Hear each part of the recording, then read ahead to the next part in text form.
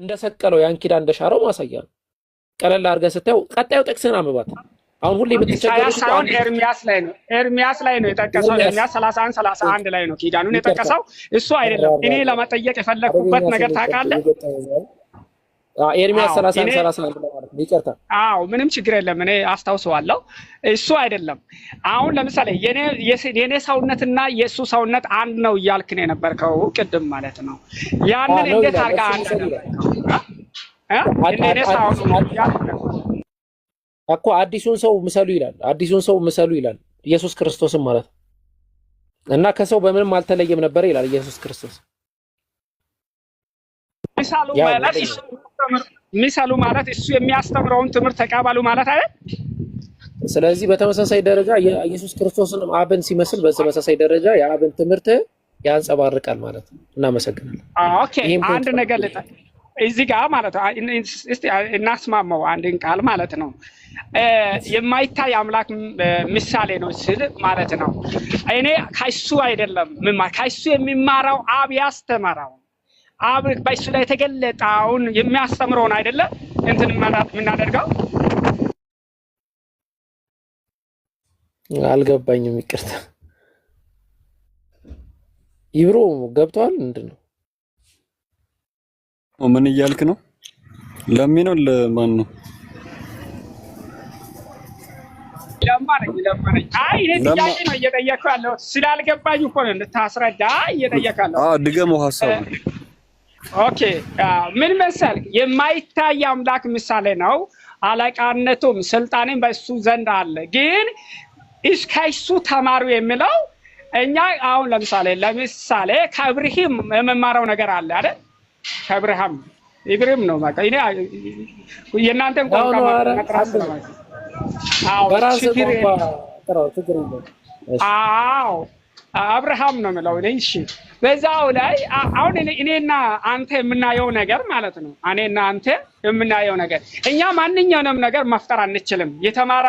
የተማረነውን ግን ማስተላለፍ እንችላለን አይደል? እኛማ እንደ ኢየሱስ አይደለንም። ሰው ስለሆነን ግን እሱ ግን መፍጠር ይችላል። የማይታይ አምላክ ምሳሌ ሆኖ ሳለ አለቃና ስልጣን ሁሉ ነገር ስላለ እሱ መፍጠርም ይችላል። which means አብ የሚያደርገውን ነገር ማድረግ ይችላል ማለት ነው። እስቲ የቱ ጋር ነው መፍጠር ይችላል የሚለው? ጥቅሱን በትክክል አላነበቡትም ማለት እኮ ነው። ይገራሽ ምን ችግር አለ? ይቀበላል። እሺ ቆላስይስ ምዕራፍ 1 ቁጥር 16 ላይ የሚታዩትና የማይታዩትም ዙፋናትም ቢሆኑ ወይም ጌትነትም ወይም አለቅነትም ወይም ስልጣናትም የተባሉት በቁጥር የተቆጠሩ አካላቶች ናቸው። ዙፋናት ተብሎ የተጠቀሱት ቅድም እንዳልኳችሁ ነው። የ12ቱ የሐዋርያት መንበር ነው። እነዚህ 12ቱ ሐዋርያት የሚፈርዱበት ዙፋን ማለት ነው። ይሄ በዙፋናትም ቢሆኑ ጌትነት ደግሞ ወይም አለቅነት ተብሎ ደግሞ የተጠቀሰው የኢየሱስ ክርስቶስን ሹመት ነው የሚያሳየው። እና በእርሱ ተፈጥሯል ማለት በእርሱ ሆኗል ማለት ነው። መፈጠር የሚለው ቃል በባይብል ላይ ግዴታ የሆነ ነገርን አይደለም የሚያሳየው፣ ድርጊትን ያሳያል፣ መደረግን ያሳያል። መደረግ ተፈጠረ ሊባል ይችላል። አደረገ የሚለው ተፈጠረ በሚል ሊመጣ ይችላል። ስለዚህ ከዛ አንፃር የሚያወራው ስለ ኪዳን ነው ያልኳችሁ ለዛ ነው። በኤርሚያስ ምዕራፍ 31 ቅድም እንደውም ጥቅሱን አስተካክሎኛ ተሳስቼ ኢሳይያስ ነው ያልኩት። በኤርሚያስ ምዕራፍ 31 ቁጥር 31 ላይ ያንን ያስቀምጣል። እና ምን ማለት ነው ሲባል ሁለተኛ ቆሮንቶስ ምዕራፍ 5 ቁጥር 17 ላይ ስለዚህ ማንም በክርስቶስ ቢሆን አዲስ ፍጥረት ነው አለ። አሮጌው ነገር አልፏል አለ፣ እነሆ ሁሉም አዲስ ሆኗል አለ። አይታችኋል? በክርስቶስ አዲስ ፍጥረት ነው ማለት በክርስቶስ የተፈጠረ ነው ማለት ሳይሆን በኢየሱስ ክርስቶስ አዲስ ሆኗል፣ ታድሷል ማለት ነው። እና ከዛ አንፃር ነው አዲስ ፍጥረት የሚለው ጳውሎስ ብዙ ጊዜ ይጠቀማል። እዚህ ቆላስይስ ላይ ብቻ አይደለም፣ ገላትያ ምዕራፍ 6 ቁጥር 18 ላይ በክርስቶስ ኢየሱስ አዲስ ፍጥረት ይላል። በክርስቶስ ኢየሱስ ክርስቶስ አዲስ ፍጥረት መሆን እንደሚያስፈልግ እንዲሁም ደግሞ አዲስ ፍጥረት መሆን እንደሚጠቅም ኢየሱስ ክርስቶስ ያስተምራል። ቀደም ብዙ ጥቅስ ስለጠቀስኩኝ ማለት ነው። ኢብሮ አይ ቲንክ እኛ ጋር 30 ሰዓት ደርሷል። ቀጥሉ ኢንሻአላህ። አይ ኸይር። እሺ ማሻአላህ። በእርግጥ እኔም ጋር ደርሷል፣ ግን ኢንሻአላህ ምንድነው መሰላችሁ ወዳጅ አለ ማን ነው የሚለው ስምህ? ቆይ ሌው እንዴ ለማ ነው እንዴ? እሺ ባጭሩ እዛ ጋር ስንት አምላክ ነው ያለው ብለህ ነው የምታምነው? በቃ ባጭሩ አንድ አምላክ ነው ያለው። አንድ አምላክ ነው ያለው። ጎበዝ። አንዱ አምላክ ይታያል ወይስ አይታይም? የማይታይ አምላክ ምሳሌ ነው ይላል። አልጠየኩም እኔ አልጠየኩም። አንዱ አምላክ ይታያል ወይስ አይታይም? አንዱ አምላክ አይታይም። በቃ እናመሰግናለን። ስለዚህ ኢየሱስ የማይታየው አምላክ ነው ወይስ የማይታየው አምላክ ምሳሌ ነው? የሚታየው ነው። የማይታየው አምላክ ምሳሌ ነው። የእሱን ቦታ ታክቶ ማድረግ ይችላል ማለት ነው። አልጠየኩም። ኢየሱስ የማይታየው አምላክ ነው ወይስ የማይታየው አምላክ ምሳሌ ነው? ይታያል። በውስጡ መለኮት ያለው የሞላው መለኮት ኢየሱስ የማይታየው አምላክ ምሳሌ ነው ወይስ የማይታየው አምላክ ነው? አዎ የማይታየው አምላክ ምሳሌ ነው እንጂ የማይታየው አምላክ አይደለም።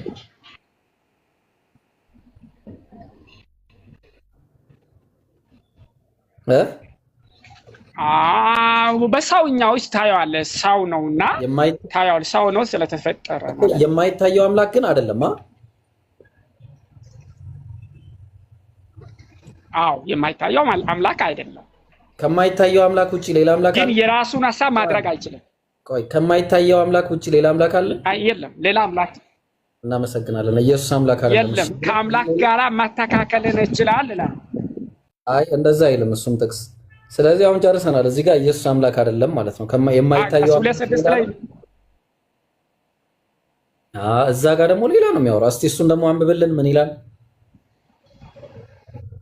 ቆይ አንዴ በነገር ላይ ከይቅርታ ጋር ቪዲዮ ለቅቅ ያለው አዲስ ቪዲዮ ነው የለቀኩት።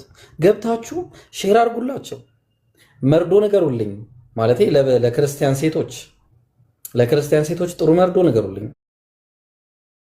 ቪዲዮዬን ሪፖስት አድርጉ፣ ግቡና ኮሜንት አድርጉበት። ደግሞ ምናምን በቃ አድርሱላቸው፣ ሜንሽን አድርጓቸው።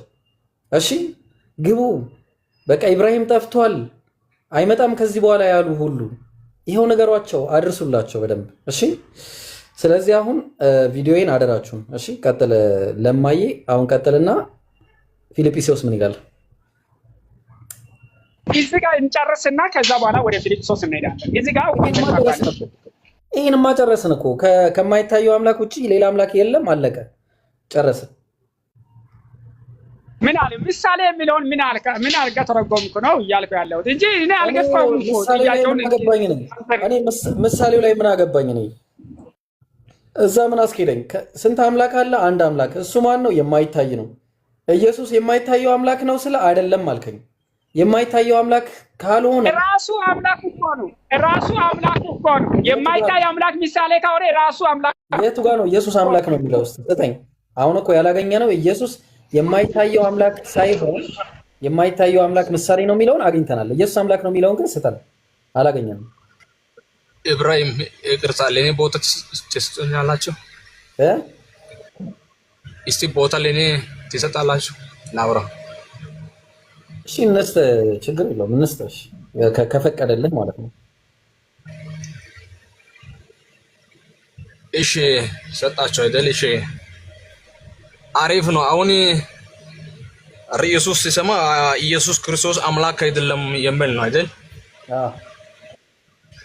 አሪፍ ነው። ስለዚህ እኔ ኢየሱስ ክርስቶስ አምላክ ነው እላለሁ እና እስቲ መጽሐፍ ቅዱስ አለ አይደል?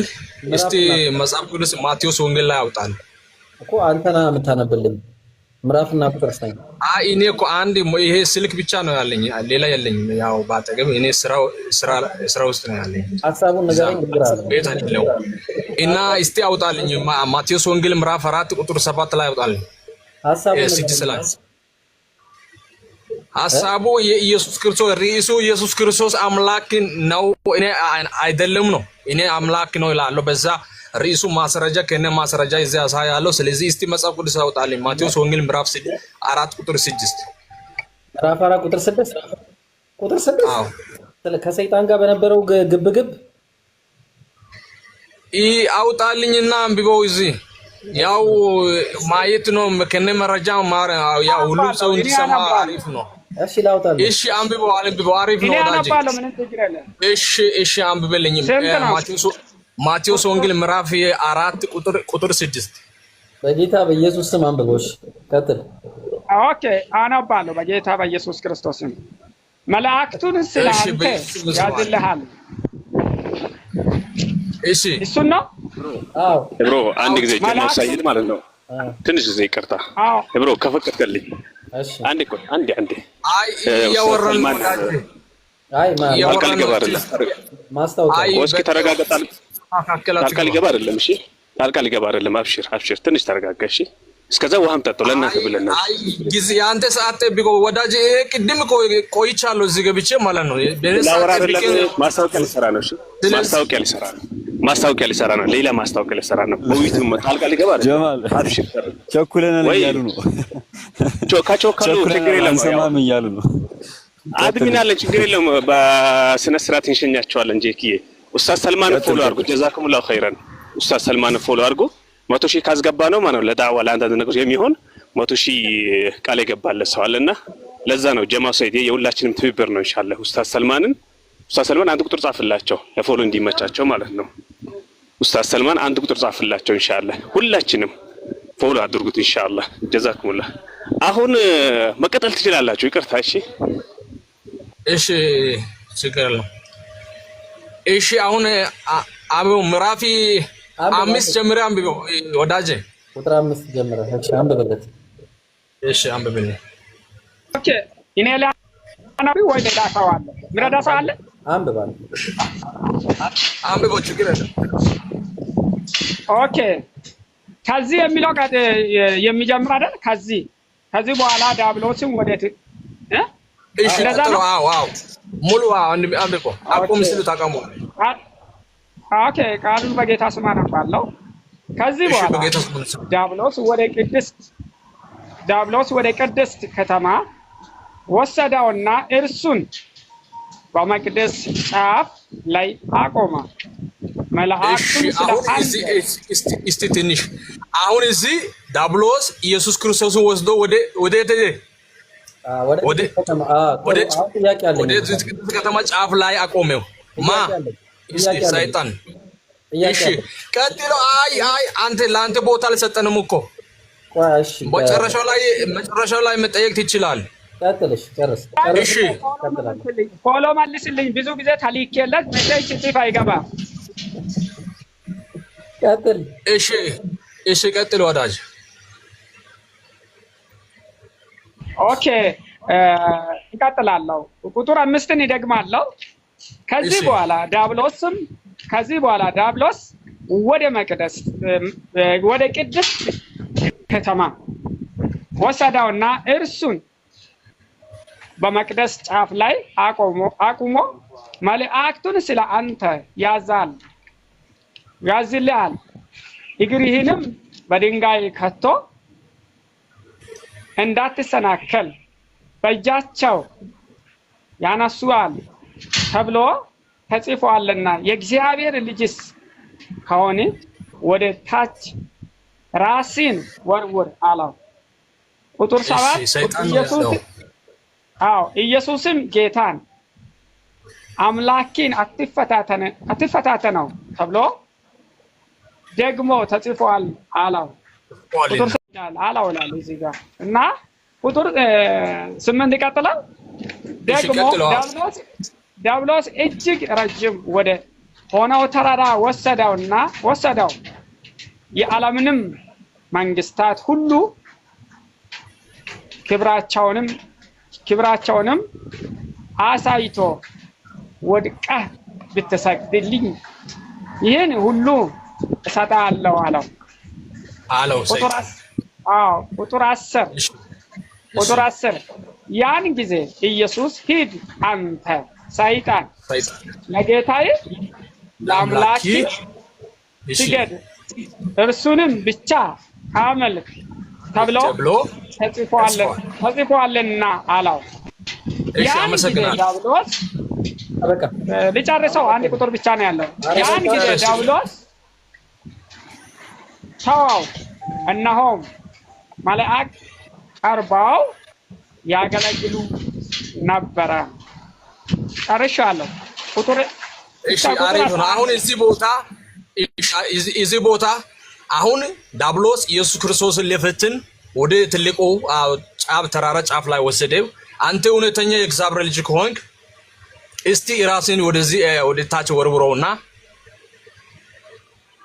ለአንተ የዓለም ርስት ለአንተ ይሰጣለሁ አለ። ማንን ነው የወሰደው? ኢየሱስ ክርስቶስ በዛን ሰዓት ለሰይጣን ምን አለ?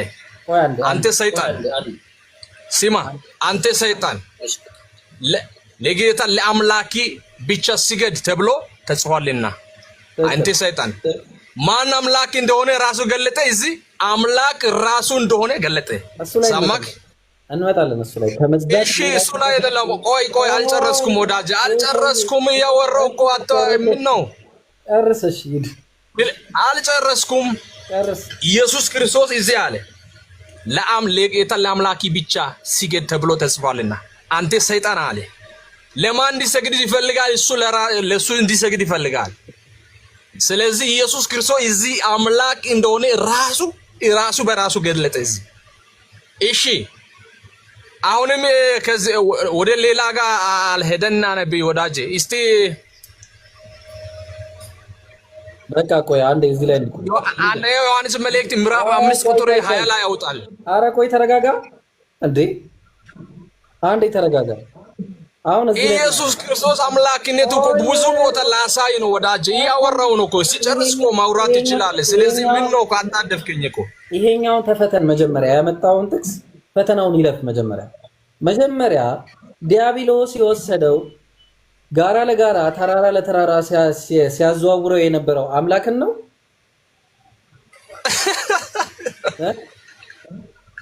መልስ አንተ ሲማ የጠየቁት እዚህ የጥያቄ መልስ አምላኩ ነው ሳትል ኢየሱስ ክርስቶስ ራሱ አምላክነቱ ገለጠ ወይስ አልገለጠም? እባክህ መልስ ነው የፈለኩት እኔ። አሁን ሌላ ነገር ኢየሱስ ክርስቶስ ገለጠ ወይስ አልገለጠም? እዚህ አረ ቆይ ጥያቄ ነው። ቆይ እዛ ላይ እመጣለሁ። አንዴ ገና ቁጥር 5 ላይ ነው ጥያቄ ጠየቁ። አምላክ ተራራ ማን ነው? ዲያብሎስ ሰይጣን ማለት ነው። ተራራ ለተራራ ይዞት ሲሄደው የነበረው የራሱን አምላክ ነው እንደዛ ይዞት ሲሄድ የነበረው። ሲማ ወዳጄ የራሱ አምላክ ምናምን በደል ይሄንን ጥቅስ እውነት ኢየሱስ ክርስቶስ ራሱ አምላክነቱ እንደገለጠ አመንክ እኮ እንመጣለን። እሱ ላይ ቁጥር 5 ላይ ነው አመንክ። መጀመሪያ አመንክ ጊዜ ኢየሱስ ክርስቶስ ራሱ አምላክ እንደሆነ እንደገለጠ እንወርዳለን። ቆይ እሱን ገና ነው። ቆይ ብራዘር እሺ ተረጋጋ። እሱን እንወርዳለን፣ ወርደን እናየዋለን እሱን አንድ ባንድ። አሁን ጥያቄው ዲያብሎስ ወደ ቅድስት ከተማ የወሰደው አምላክን ነው ወይስ ፍጡርን ነው? መጀመሪያ ጨርሰው ወዳጅ። እኔ ያልኩት እዛ አየኸው እዚህ አምላክነቱ መጀመሪያ አይ በል። ኦኬ ስለዚህ አሁን ይዞ የሄደው ፍጡርን ነው ማለት ነው። እናመሰግናለን። አምኗል፣ ፍጡር መሆኑን አምኗል። እንቀጥላለን። ወይስ አምላክን ነው? ለማን ነው እንዳለ አንተ ሲገደው ሲል አንተ ሰይጣን ለማን ሲገዳው አለ? ለማን ሲገዳው አለ? አንተ በራስህ አምን ንገረው። ለማን ሲገዳው? ስለዚህ አምላክን ነበር ለማን ሲገዳው አለ? ስለዚህ አምላክን ነበር ይዞ ሲዞር የነበረው አምላክን ነው ሰይጣን። ማን አየክ? አንተ ማን እንደሆነ አየክ? እዚህ ማን እንደተገለጸ ሰማክ? ማን እንደተገለጸው እኔ ልንገርህ። አሁን እኔ ልንገርህ። አሁን አንተ መልስ ስለሌለ እየታከ ስለሆነ የሆነ ወይ ንዴትህን እየሸፈንክ ነው፣ አለዛ ደግሞ ብዙ ነገር እየሸፈንክ ነው በውስጥ መልስ ላይ ላለመመለስ። ኧረ እየሸፈንኩ ራሱ ማን እኔ እንዳትጠይቅ ዘንድ እኮ የተጻፈው ግልጽ አደረኩ እኮ። ራሱ አምላክ ኢየሱስ ክርስቶስ ራሱ አምላክ እንደሆነ በራሱ አፍ እንደገለጸ ግልጹ ነው ሐሳቡ ማለት ነው። ምን እየጠየቅን ነው? ኧረ ቆይ እባክህ ኧረ ስለፈጠረ አሁን በመጀመሪያ አንደኛ ሎጂካሊ ነገር አለው፣ ሁለተኛ ደግሞ አውዳዊ ሙግቱን ነገር አለው። እሺ ምንም የማያስኬድ ጥቅስ እንዳመጣ አላሳየም። በመጀመሪያ ደረጃ አምላክን ዲያብሎስ ይዞት ሊሽከረከር አይችልም። የመጀመሪያው ችግር ነው። አምላክን ዲያብሎስ ይዞት ሊሄድ አይችልም። ሁለተኛ ጥቅሱን ላምብልህ። ጥቅሱ ምን እንደሚል ተመልከት። እሺ አሁን ጥቅሱን ሳነብልህ በደንብ ታዳምጥና ትማርበታለህ። ማቴዎስ ወንጌል ምዕራፍ 4 ላይ ከቁጥር 4 እንጀምርና እናየዋለን ማለት ነው። እሺ ምን ይላል? ጥያቄ ላይ ጥያቄ ይዛ ቃሉን አመንክ ኢየሱስ ክርስቶስ አምላክነት አመንክ እዚህ ቆይ አንዴ ሚዩት አድርግ ብራዘር። ለምን አታዳምጥም እንዴ? አዳምጥ እባክህ፣ አዳምጥ። ለምንድን ነው የምትዘለው? መጀመሪያ ይዛ ይሄ አሳቡ ይሄ ግልጽ ሆነ ለአንተ ሆነ ስማ፣ አንተ ስማው፣ ልጁን አሁን ሲናገር ስማው። ለመሰለ ኢየሱስ ክርስቶስ ጌታ ነኝ አላለም። አዳምጥና መልእክቱን ታገኘዋለህ። ጌታ እሺ፣ ድገመው አንብቦ ድገመው። ጌታ አላለም አይደል? እሺ ቆይ ላንብብ። ጌታ አላለም ወዳጅ አንተ ኢብራሂም እስቲ በእናትህ ቀስ በልና በእናትህ ቀስ በለው እኮ ጨርሰው እኮ የኔን ምን አሁን እሱ የጠየቀቻቸው ጌታ አላለም አይደለም ያለችላችሁ አይልም። አሁን ለመሰለ ወንድሜ ለምትከራከርለት ኢየሱስ የለምና አዳምጥ፣ ሰው ሲያወራ አዳምጥ። አመሰግናለሁ። አዎ እሺ፣ አንድ ጊዜ ስሙኝ በደንብ። በመጀመሪያ ደረጃ የጥቅሱ ትልቁ ችግር ኢየሱስ አምላክ ነው ለማለት የጥቅሱ ትልቁ ችግር ቁጥር 1 ላይ ነው። ከዚያ ወዲህ ኢየሱስን ከዲያብሎስ ይፈተን ዘንድ አለ። አምላክ በክፉ አይፈተንም፣ በክፉ አይፈተንም አምላክ። የመጀመሪያው ትልቁ ችግር አንደኛ ያዕቆብ ላይ ማየት ትችላላችሁ። ምዕራፍ 1 ላይ ቁጥር 10 ምናምን ላይ ማየት ትችላላችሁ። እግዚአብሔር በክፉ አይፈትንምም አይፈተንምም። ተግባባን? ስለዚህ ዲያብሎስ ሲያሽከረክረው የነበረው ሰውን ነው። ተግባባን? ስለዚህ ወደ ቁም ነገሩ እንምጣና መጽሐፉ ምን ይላል እንየው እስቲ። ሰይጣን ምን አለው? ከዚህ በኋላ ዲያብሎስ ወደ ቅድስት ከተማ ወሰደውና ማንን? አምላክን አትለኝም መቼስ። እሱን በመቅደስ ጫፍ ላይ አቁሞ መላእክቱን ስላንተ ያዝልሃል፣ እግርህን በድንጋይ ከቶ እንዳትሰናከል በእጃቸው ያነሳል ተብሎ ተጽፏልና አለ። ተጽፏል። እሺ ዝም በል እስቲ አንዴ እባክህ። የእግዚአብሔር ልጅ ከሆንክ አለው። የእግዚአብሔር ልጅ ማለት የእግዚአብሔር የባህሪ ልጅ ሳይሆን የእግዚአብሔር ልጆች ነቢያቶች ተብለዋል። መዝሙረ ዳዊት ምዕራፍ 82 ቁጥር 6 ላይ ነቢያቶች የእግዚአብሔር ቃል ይመጣላቸው ኢየሱስ ሲናገር ዮሐንስ ወንጌል ምዕራፍ 10 ቁጥር 35 ላይ የእግዚአብሔር ቃል ይመጣላቸውን አምላክ ካላቸው አለ። ኤሎሂም ተብለዋል። የእግዚአብሔር ልጆችም ተብለዋል። ስለዚህ ምን አለ? የእግዚአብሔር ልጅ ሌላ ጋር ተጣምረው ቆይ እባክህ አንተ ሰውዬ እንዴ አውሮ በጥቂሱን ያነበብ ያኛ ጥቂሱ አንብቦ ወደ ሌላ ጋር ዞር አትበባት አንብቦ ያነበብ ነበር አይደል? አንተ አታስጨርስም እንዴ?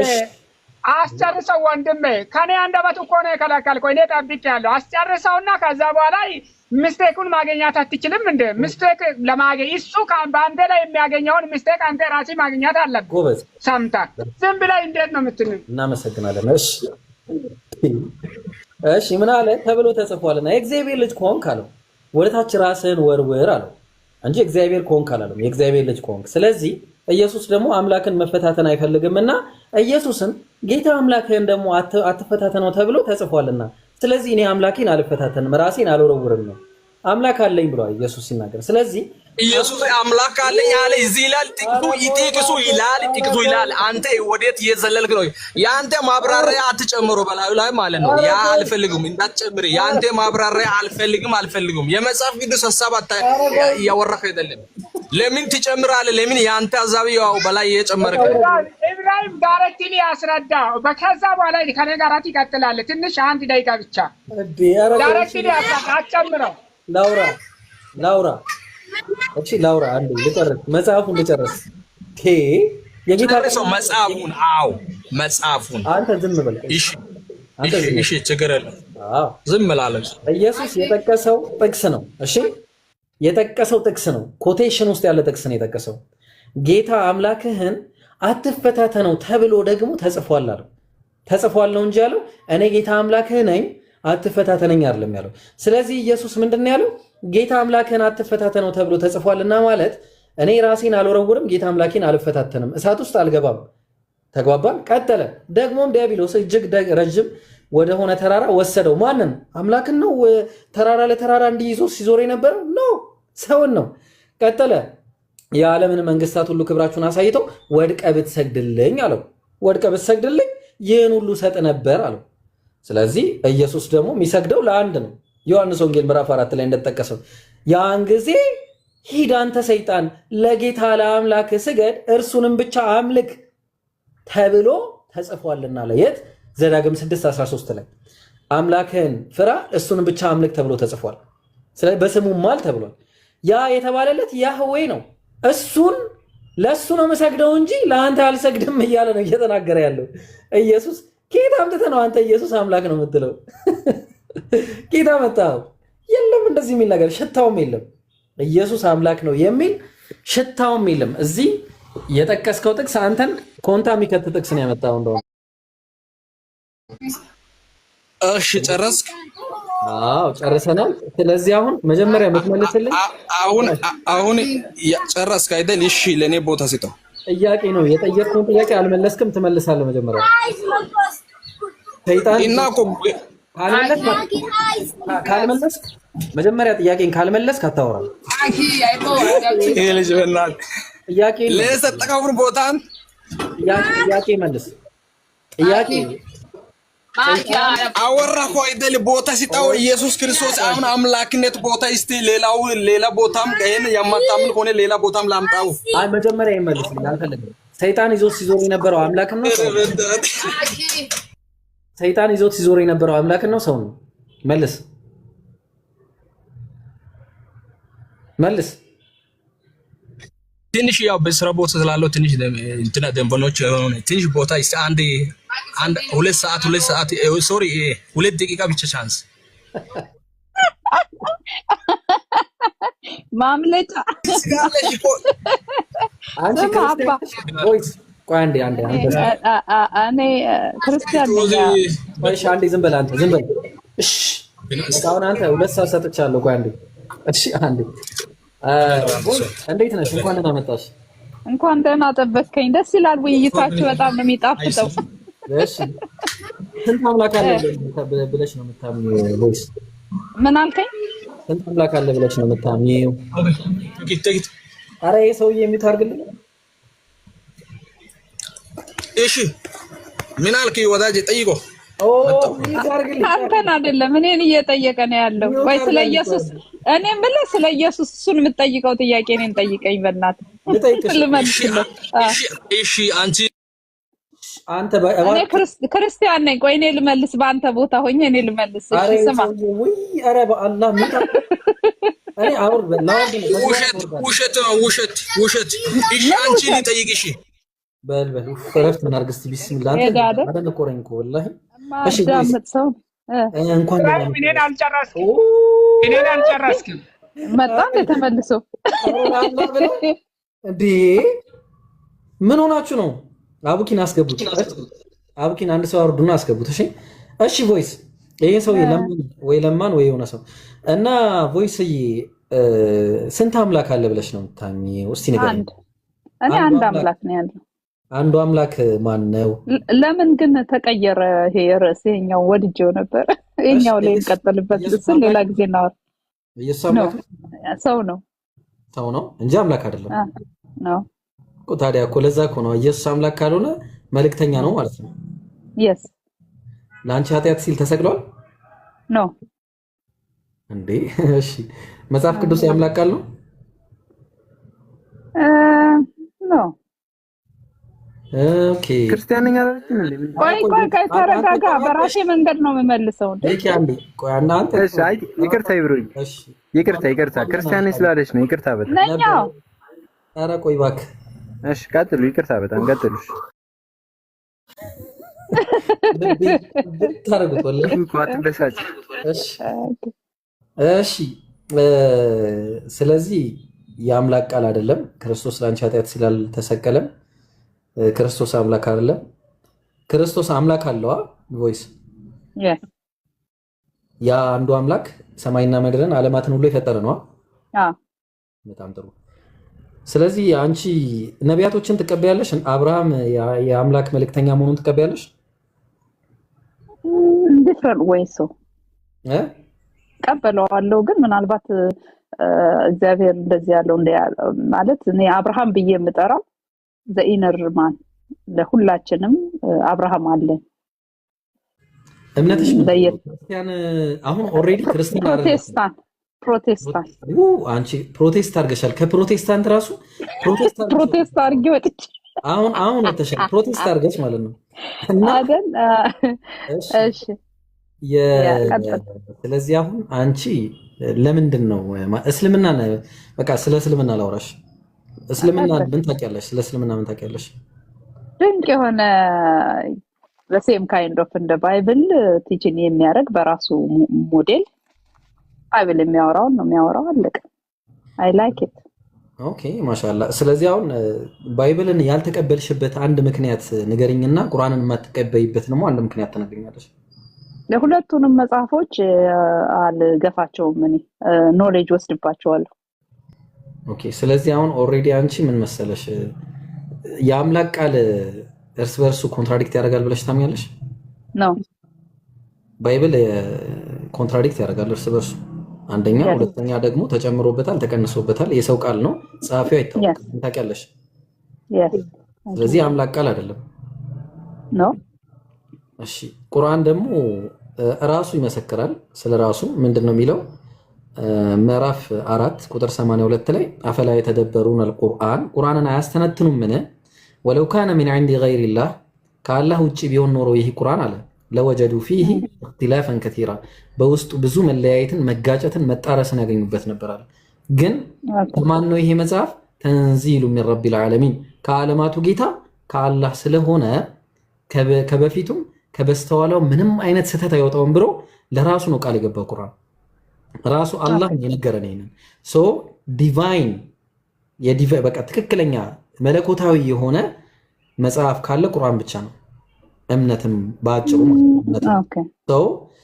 ጥያቄ መጠየቅ ይቻላል? ትጠይቂያለሽ። ምናልባት ካላነበብሽ በመጀመሪያ ደረጃ ቁርአንን አንብበሽ ታውቂያለሽ? እንትን ሞክሬያለሁ፣ ግን ሁሉንም አንብቤ ጨርሻለሁ አልልህም። እንደ ባይብል ምን እመክርሻለሁ መሰለሽ? ራሱ ቁርአን የህዲ ኢለ ሩሽድ ወደ ቀጥተኛው ጎዳና የሚመራ ነው፣ ወደ ቀጥተኛው ጎዳና። ስለዚህ እኔ መጀመሪያ መጋብስሽ ቁርአንን አንብቢ። መጽሐፍ ቅዱስን ካነበብሽ ከእምነቱ ተወጫለሽ። የመጀመሪያው ችግር ቁርአንን ካነበብሽ ግን ወደ እምነቱ ነው መገቢ። በእርግጠኝነት ነው የምነግርሽ ማለት ነው። ልብሽን ክፈችና ቁጭ ብለሽ አንብቢ። ስለዚህ አሁን ወደ ጥያቄሽ መሄድ ትችላለሽ። ጥያቄ መጠየቅ ትችላለሽ። ኦኬ። እኔ መጽሐፍ ቅዱስን ከ10 በላይ አንብቤዋለሁ። ማለቴ በየአመቱ ማለት ነው ያጠናሁት። ስለ መጽሐፍ ቅዱሱ በቂ እውቀት አለኝ። ይቃረናል እዛ ጋር እንዲህ ነው የሚባለውንም ነገሮች ማብራራት እችላለሁ። እሱ ጋር ችግር የለብኝም። ግን ቁርአኑን አላየሁትም።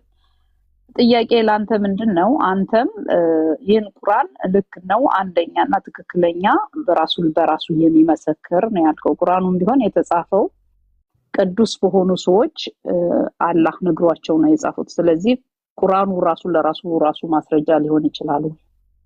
አዎ ምን መሰለሽ፣ በመጀመሪያ እዚህ ጋር ለራሱ ማስረጃ ይሆናል አይሆንም የሚለው መጀመሪያ የእምነት ሰው መሆን አለብሽ። እምነት ሰው ኤቲስት መሆን የለብሽም። አማኝ ለመሆን መጀመሪያ አንድ ሰው እምነት ምንድነው ማመን ያለበት? አንድ አምላክ አለ ብሎ ማመን አለበት። ይሄን ተስማምተናል። ይሄ አንዱ አምላክ እንደዚሁ አይተውንም አይደለ? ነቢያትን ይልክ ነበረ። ስለዚህ ያን ነቢያት ሲልክ ደግሞ መልእክት አላቸው። መልእክቱ ደግሞ ራሱ አምላክ ወርዶ አይደለም የሚናገረው። በማን ነው የሚናገረው? በነቢያት ነው የሚናገረው። ባይብል ላይ ብትሄጂም በነቢያት ነው የሚናገረው። ቁርአን ላይ ብትመጪም በነቢያት ነው የሚናገረው። ቁርአን ላይ የተናገረው አስኳሉ ምንድነው ካልሽኝ ምዕራፍ 16 ቁጥር 36 ላይ ምን አለ? ወለቀድ በዐስና ፊ ኩሊ ኡመቲ ረሱል አለ። በእርግጥ በሁሉም ነቢያት ላይ በሁሉም ህዝቦች ላይ መልእክተኞችን ልኬያለሁ፣ ነቢያትን ልኬያለሁ አለ። የተላኩበት ምክንያት ደግሞ ምንድነው? አን ዕቡዱላህ ወጅተኒቡ ጣጉት፣ አላህን በብቸኝነት ተገዙ፣ ጣዖታትን ራቁ የሚል ነው። ጣዖት ማለት ከአምላክ ጋር አጋር አድርገሽ የምትይዙ ለምን ድንጋይ አይሆንም፣ ሰው አይሆንም፣ ሐውልት አይሆንም፣ እጽዋት አይሆንም፣ ምንም ነገር ይሁን ከአምላክ ጋር አንድ ላይ ከያሽው ምን ይሆናል? ያ ጣዖት ይሆናል ማለት። ስለዚህ ይሄንን ራቁ የሚል አስተምሮ ነበር ያስተማሩት። ከማን እየሰሙ? ከአምላካቸው እየሰሙ። አሁን ቁርአን ጋር ስንመጣ ቁርአን አላህ Subhanahu Wa Ta'ala በሱረቱል በቀራ ምዕራፍ 2 ቁጥር 97 ላይ መን ካነ ዐዱወን ለጅብሪል አለ ገብርኤል ማለት መልእክተኛው ማለት ነው። ለገብርኤል ጠላት የሆነ ካለ ፈኢነሁ ነዘለሁ ዐላ ቀልቢከ ቢኢዝኒላህ አለ። እሱ ገብርኤል በእርግጥ ይህንን ቁርአን በልብህ ላይ በአላህ ፍቃድ አወረደው አለ።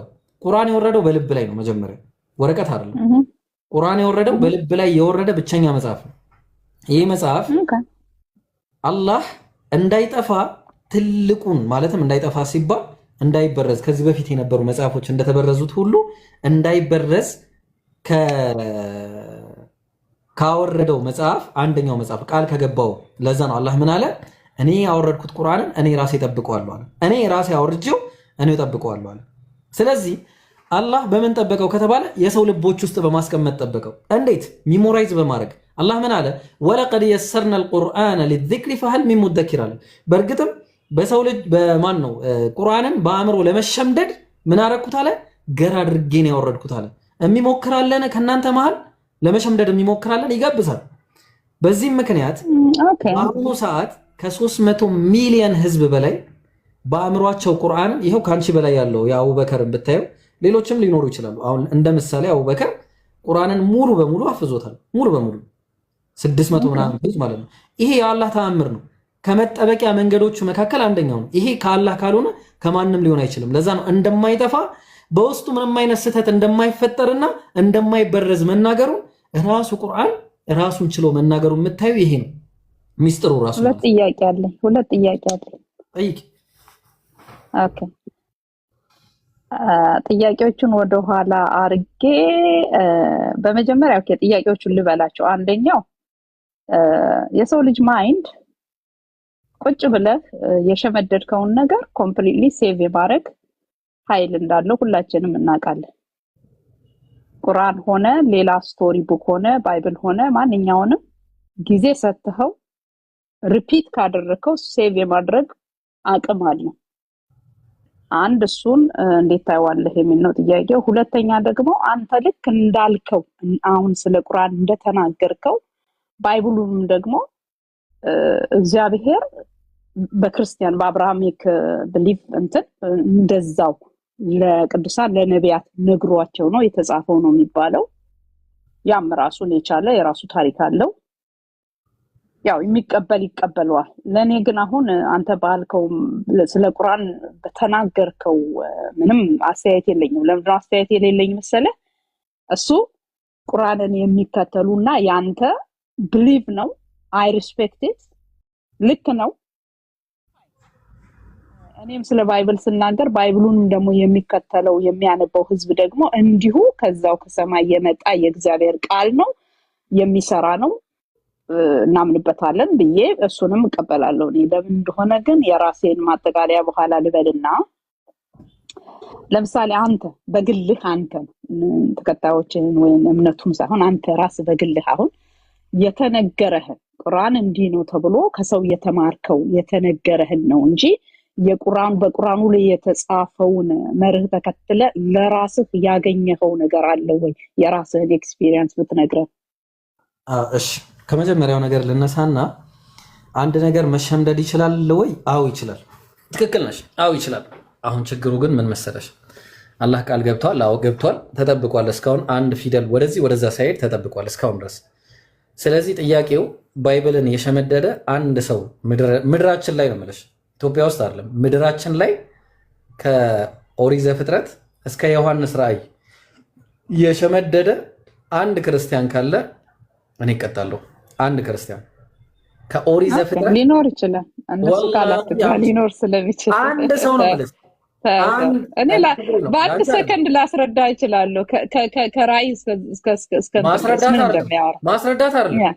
ምንድነው ታሪኩን መናገር? እኛ እኮ ቁርአንን መሸምደድ ሲባል ቆይ አንዴ ላሳይሽ። ቁርአን መሸምደድ ሲባል እኮ ሐሳብ አይደለም። እኛ ስለ ሐሳብ አይደለም የምናወራው። ይሄን አየሽዋ? ይሄን ቁርአን ይሄ ቁርአን ቃል በቃል ለምሳሌ ከመጀመሪያ ጀምረን መጀመሪያ ምዕራፍ ላይ ያለው ቢስሚላሂ الرحمن الرحيم الحمد لله رب العالمين الرحمن الرحيم مالك يوم الدين إياك نعبد وإياك نستعين እያለ ይቀጥላል። ይሄንን ቃል በቃል እኔ አሁን እዚህ ጋር ሰው እንዴት እንደሚያስተካክለኝ ተመልከች። እሺ ሸምዳጅ ስላለ ማለት ነው። እሺ ለምሳሌ ነው ማሳይሽ። ቢስሚላሂ الرحمن الرحيم ቢስሚላሂ الرحمن المجيد እስቲ እኔ ዝም ብዬ ነው መቀጥለው። አንድ ሰው ሚውት አንስቶ ያስተካክለኛል። አስተካክለው። አየሽ ቢስሚላሂ الرحمن الرحيم ነው የሚባለው። እንደዚህ የሚያደርግ ክርስቲያን ምድር ላይ የለም ነው የምልሽ። ቃሉ ቁርአን ላይ ያለው አንድ በአንድ አንዲት ቃል ሳትጨመር አንዲት ቃል ሳትቀነስ ሙሉ በሙሉ የሚሸመድድ የአራት ዓመት ሕፃን ልጅ አለ። ከአራት ዓመት ሕፃን ልጅ ጀምሮ ነው። ስለዚህ አሁን ቁም ነገሩ ምንድን ነው? የመሸምደድ ጉዳዩ የሚሞራይዜሽን ቁጭ ብሎ ሚሞራይዝ ማድረግ ብቻ አይደለም። ይሄ መለኮታዊ የሆነ ራሱን የቻለ ተአምር ስለሆነ ነው። ተግባባን? ምክንያቱም ይቅርታ ልጨርስ አይ ምን ትጨምርበት ብዬ ነው። መሸምደዱ ነው ተአምር ወይስ ተሸመደዱ በኋላ የሚፈጠረው ለውጥ ነው ተአምር? እሱ ጋር አልገባኝ። አዎ ገር መሆኑ በራሱ አንድ ነገር ነው። አሁን ባይብል ገር አይደለም፣ ይቅርታ አድርጊልኝና ባይብል ገር አይደለም። ወላሂ እኔ አሁን ባይብልን ሸምደድ ብትይ ብቻ ተናገር ብሮ፣ የቁርአኑን ብቻ ተናገር። ኧረ ቤኪ ቆይ ቁጭ በል ብሮ። ኧረ ቆይ ልጅቷን አትጠፋት። እሺ ቆይ ባይብል ወንድማችን ባይብሩም ገር እንዴት እንደሆነ እኔ እነግረዋለሁ። ቆይ ግድ የለህም ቆይ ጨርስ። እኔ እኮ ይጨርስ እናውራበት። ይጨርስ አውራ እስቲ ባይብል ገር ኧረ ቢስሚላ። እሺ ባይብል ገር ከሆነ ኧረ ተረጋጋ። ምን አልከኝ? ቆይ አባ በእናትህ ይጨርስ። ባይብል ገር መሆኑን እኔ ያሳየዋለሁ አልኩ። ግድ የለህም ይጨርስ ብዬ ነው። እሺ ባይብል ገር ከሆነ እንግዲያውስ የሚፈተን ሰው ታመጡልኛላችሁ። እዚህ ጋር ቁጭ አድርጌ እፈትነዋለሁ። እኔ እፈትነታለሁ በፍቃዴ። ትፈተኛለሽ? በጣም እሺ። አሁን ምን ታደርጊልኛለሽ መሰለሽ? ያስከውን ጨርስ። ቪዲዮ ትከፍቻለሽ መጀመሪያ። ቆይ ያስከውን መጀመሪያ ጨርስ። ቮይስ አይሆንማ እንደዚህ። መጀመሪያ አሁን የያዝኩትን እንድጨርስ እፈተናለሁ ካልሽ ፈተና ውስጥ መግባት ነው ቀጥታ መጀመሪያ። እዚህ ጋር ፈተን ከኛ በኩል አቡበከር አለ፣ ከኛ ከመጽሐፉ ከባይብል ደግሞ አንቺ አለሽ። ስለዚህ ትፈተናላችሁ ማለት ነው። ስለዚህ እኔ የፈለኩትን አንቺንም አቡበከርንም የፈለኩትን ነው የምጠይቃችሁ። የፈለኩትን። በጣም ጥሩ። መጀመሪያ ይሄን ለማድረግ ኢብሮ እዚህ ጋር አቡበከር ለምን ይፈተናል ነው ማለት እሱ አይደል የምትፈትናት? ይቅርታ ይፈተን እሱ እንዳለው ይሁን። ለመሰለ ችግር የለውም እኮ። አይ አቡበከር የሚፈተንበት ምክንያት ቁርአን ነው እንዴ? ቁርአን ነው እንዴ? ቆይ አባ አሁን ለምሳሌ እኔ አንተ ከተናገርከው ነገሮች በሙሉ ትልቅ ፈተና አውጥቼልሃለሁ። ምክንያቱም ባይብል ብቻ ማለት ቁርአን ብቻ ነው ቅዱስ መጽሐፍ። በምን አንፃር እኮ ልነግርሽ እኮ ነው። በመጀመሪያ ይሄንን አሁን ያልነውን ቻሌንጅ ትቀበያለሽ? እቀበላለሁ። ችግር የለም። አንዴ ቪዲዮ ክፈቺና ልፈትንሽ። አንዴ ይኸው ቪዲዮ መክፈት አልችልም እኔ እና ታዲያ ቁጭ ብለሽ እያነበብሽ ልነግሪኝ ነው? ኖ ወይ እንደሱ እንኳን አላደርግም። እውነት እንደሱ አላደርግም። ቪዲዮ መክፈት የምችልበት ቦታ አይደለም ያለሁት። አይፈቀድልንም። ስራ ነኝ። እሺ ይኸው እንግዲህ በድምጼ እንትን ልበል፣ በሱ ቃል ልግባል፣ በፈለከው ቃል ልግባ። እሺ በመታሚው ፈቃድ በእውነት እኔ እንደዚህማ እንዴት ሊሆን ይችላል? አይሆንማ እንደዚህ። ኦኬ አንተማ መፈተን የፈለከው እንዴ የተጻፈው የቱ ጋር ነው እያልክ ጥቅስ ልጠቅሰኝ ከሆነ አሁኑኑ እነግርሃለሁ። እሱን እንትን አለንም አይደል ግን ልነግርህ እችላለሁ። ባይብል አመጣጡንና ባይብል ቅዱስ መጽሐፍ መሆኑን ላሳይ እችላለሁ። ሂስትሪ አይደለም። ለምሳሌ እንዴት እንደሆነ መጠይቀሽ ነገርሽ። አሁን ለምሳሌ ቀጠሮ ይያዝልኝ። እሺ ለዚህ ለጥያቄው በመጀመሪያ በቪዲዮ ዘፍጥረት 1:1 ላይ በመጀመሪያ እግዚአብሔር ሰማይና ምድርን ፈጠረ ይላል። ምንም ቃል አልጨመርኩም አልቀነስኩም። እሺ እንደዚህ እያልሽ ነው የምትወርጂው እስከ ዮሐንስ ራዕይ በቃልሽ። ቁርአንንም ይዘን እንደዚህ እያለ ይወርዳል ማለት ነው። ቁርአንን ይዞ አንድ ሰው ምንም ሳያይ አይኑን ተጨፍኖ እንስማማለን። ቅድም እኮ ያልኩህን ነገር ነው ያመጣኸው እኮ። እኔ ይኸውልሽ እኔ እቀጣለሁ እዚህ ምድር ላይ ነው የምልሽ፣ ኢትዮጵያ ውስጥ አይደለም። እዚህ ቲክቶክ እዚህ ምድር ላይ ባይብልን እንደዚህ የሸመደደ አንድ ሰው ይዘሽልኝ ነኝ፣ ቀጠሮ እንይዛለን። ችግር የለውም። ወላሂ አንድ ሰው ብቻ ይበቃኛል። ነኝ እዚህ ምድር ላይ ለምን እንደሱ እንደማይሆን ላስረዳ። የባይብል አጻጻፍና የቁርአን አጻጻፍ አንድ አይነት አይደለም። የእናንተ መጽሐፍ የተሸመደደ ለመሸመደድ የተጻፈ ነው። የኛ መጽሐፍ ግን በታሪክ ይኸውልህ፣ ለምሳሌ አንድን ነገር ሊያስረዱ በምሳሌያዊ ቃል በቤተሰብ በምናምን እያደረጉ ስለጻፉት ማለት ነው። የቤተሰብ ታሪክ ይመጣል መሀል ላይ ይመጣል እንጂ መለሰሽልኛል። ለዛ ነው አላህ ቁርአን ላይ ወለቀድ የሰርና አልቁርአን ሊዝክር ያለው። ቁርአንን በአእምሮ ለመሸምደድ ገር አድርጌን ያወረድኩት ያለው ለዛ ነው። አየሽ ይሁን እኮ እሱ እኮ ችግር የለውም። አሁን እኮ በሱ ላይ ይኸውልህ ማማሱ ወይ ይሄ እንደዚህ መረበሽ ጥሩ ነው። መረበሽ አይደለም።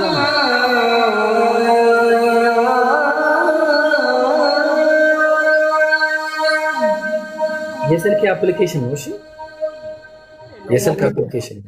እሺ ኦኬ ይኸውልህ አሁን ደስ የሚለው ነገር ከአንተ ጋር ሳወራ እኔ በራሴ እንግዲህ አማኞች የሆናችሁትን ሌሎቻችሁን ወክዬም ባይሆንም ባይብሉ ግን የግሌ ስለሆነ ልናገርበት እችላለሁ። ምንድነው እሱ ነገሩ? አሁን ይኸውልህ ባይብሉ ግን እኮ እኔ ሀሳቤን ሳልጨርስ ቮይስ ገና ጅማሬ ላይ ነው እንደዚህ ያልሽ። ስለዚህ ሀሳቤ አንዴ ልጨርስ። እሺ ሀሳቤ ልጨርስና እዚህ ጋር አሁን አፖሎጂስ ችግር የለውም አብሽሪ። ስለዚህ በመጀመሪያ ደረጃ ይሸመደዳል በመባል ብቻ ሳይሆን ቁርአን ገር አድርጎ አላህ ስላወረደው ነው። በቃ አለቀ። እዚህ ጋር አንቺ ማምነሻል። አላህ ግን ከየት ነው ያወረደው? እሷን ነገር ግለጽልኝ። በዛ ከሰማያት ነው ያወረደው። አላህ ቁርአንን ከሰማይ ነው ያወረደው። ተግባባን? ቁርአንን ጅብሪል ገብርኤል መልአኩ ገብርኤል ይዞ ለነብዩ መሐመድ አመጣ። አሁን ወደዚህኛው ልምጣ። እኛ ከዚህ በፊት ያለፉት መጽሐፍቶች የአምላክ አይደሉም ብለን አናምንም። ግን አሁን ችግሩ እጃችሁ ላይ ያለው ባይብል የአምላክ ቃል አይደለም። የአምላክ ቃል የለበትም ሳይሆን የአምላክ ቃል አይደለም። ሙሉ በሙሉ የአምላክ ቃል አለበት። ኦፍ ኮርስ አለበት። አይ አግሪ ዊዝ ዛት ግን ሙሉ በሙሉ የአምላክ ቃል አይደለም። ለምንድን ነው ካልን የአምላክ ቃልማ ለምሳሌ እዛው ባይብል ላይ ምሳሌ ነው። የአምላክ ቃል የነበረው ኢየሱስ የማርቆስ ወንጌል ምዕራፍ 14 ቁጥር 14 ላይ ምን እያለ ይናገር ነበረ? በወንጌልም እመኑ እያለ ይናገር ነበረ። ያኔ በወንጌል እመኑ እያለ ሲናገር የነበረበት ሰዓት ላይ የዮሐንስ ወንጌል አልተጻፈም፣ የማርቆስ ወንጌል አልተጻፈም፣ የማቴዎስ ወንጌል አልተጻፈም፣ የሉቃስ ወንጌል አልተጻፈም። እነዚህ ሁሉ ወንጌሎች የተጻፉት ከ60 ኤዲ በኋላ ነው። ሙሉ በሙሉ የተጻፉት ከ60 ኤዲ በኋላ ነው። ኢየሱስ በነበረበት ዘመን በወንጌል እመኑ እያለ ሲናገር በነበረበት ዘመን ላይ ወንጌል የሚባል ራሱን የቻለ ከአምላክ የተሰጠው መጽሐፍ ነበረ። እሱም ምንድነው? ዮሐንስ ወንጌል ምዕራፍ 8 ቁጥር 40 ላይ ከአምላክ ሰምቼ የነገርኳችሁን አለ። ስለዚህ ኢየሱስ ከአምላኩ እየሰማ ነበር ለሰዎች የሚናገረው። ያ ከአምላኩ የሚሰማው ነው ወንጌል የሚባለው እንጂ ሰዎች በራሳቸው ተነስተው የጻፉት አይደለም። ስለዚህ እኛ እናምናለን። አላህ ቁርአን ላይ ሲናገር ስለ ኢየሱስ አስመልክቶ ምዕራፍ 19 ሱረቱ መርየም ቁጥር 33 ላይ ምን ይላል? ኢኒ ዓብዱላሂ አታኒ አልኪታበ ወጀዐለኒ ነቢያ፣ እኔ የአላህ ባሪያ ነኝ አለ ኢየሱስ። መጽሐፍንም ሰጥቶኛል ነብይም አድርጎኛል አለ። ስለዚህ መጽሐፍ የተሰጠው ምንድነው? ወአተይናሁል ኢንጂል አለ። ኢንጂል የተባለ መጽሐፍን ሰጠነው አለ። ወንጌል ማለት ነው ኢንጂል ማለት። ስለዚህ ያ ወንጌል ለኢየሱስ የተሰጠ መጽሐፍ ነው። በዛ መጽሐፍ ላይ ግን ምን አደረጉ? ብዙ ነገር አድርጓል፣ እንመጣበታለን። ለሙሴ ምን ተሰጠው? ወለዚ ነብዩ ሰለላሁ ዐለይሂ ወሰለም ምን አሉ? በዛ ተውራትን በሙሴ ላይ ባወረደው አምላክ እምላለሁ አሉ ነብዩ ሰለላሁ ዐለይሂ ወሰለም። ተውራትን በማን ላይ? በሙሴ ላይ። ስለዚህ ተውራት ሙሴ ላይ አላህ አውርዶ ነበረ። ግን ይሄ አሁን ያለው ቶራ የሚባለው የዘፍጥረት፣ ዘዳግም፣ ዘሌዋውያን ተብሎ ተበጣጥሶ የተቀመጠው መጽሐፍ አይደለም። ያኛው ከአምላክ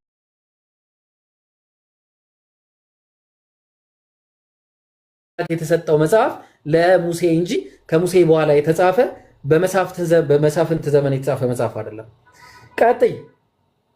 ሌላኛው ደግሞ ዳውድ የሚባል አለ። ዳውድ ማለት ዳዊት ነው።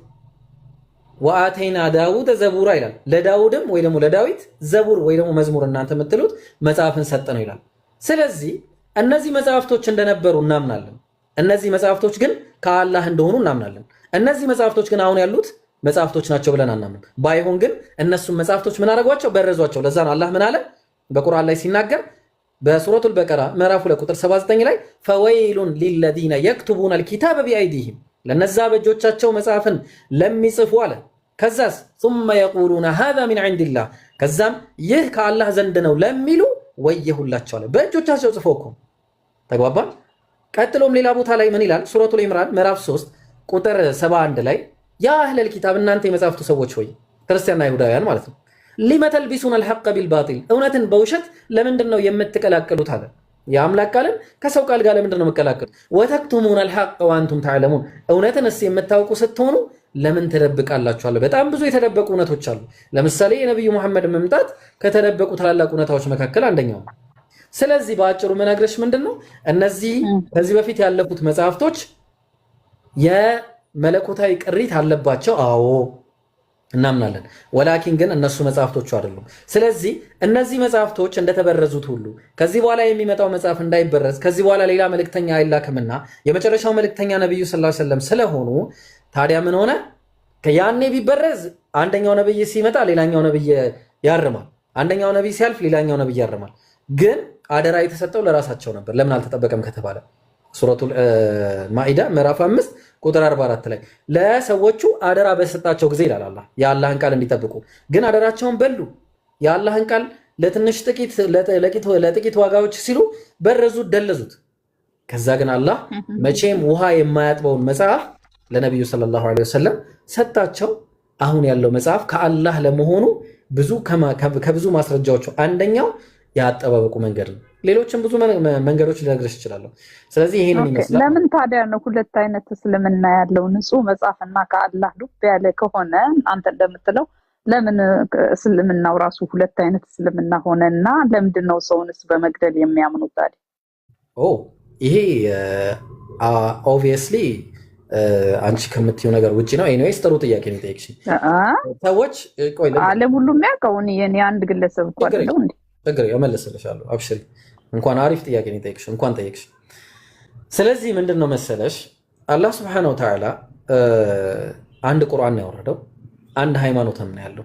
አላህ ሲናገር ሱረቱል ኢምራን ምዕራፍ 3 ቁጥር 19 ሁለት አይነት እምነት እንዳለ እኔ አውቃለሁ። ልጨርሳሽ ምንም ጠየቅሽ። አንተ ማትበለኝ አታስቆመኛ። አንድ እምነት አትበለኝ እኮ ልጨርሳሽ።